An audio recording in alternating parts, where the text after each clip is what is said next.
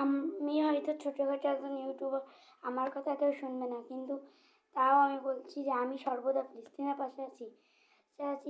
জাগুক সারা পৃথিবীর মুসলিম ভাই বোনেরা, জাগুক, জাগুক পুরো পৃথিবীর মুসলিম দেশটা, 200 কোটি মুসলিম জাগুক।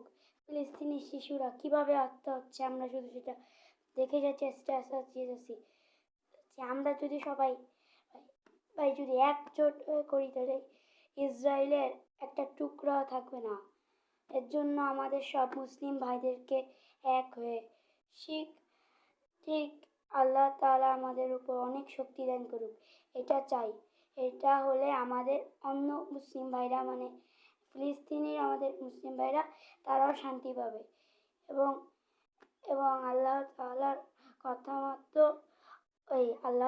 কথা মতোই ফিলিস্তিন হবে হাশরের ময়দান। ওই জায়গায় আমাদের একদিনকার জবাব দেওয়া লাগবে।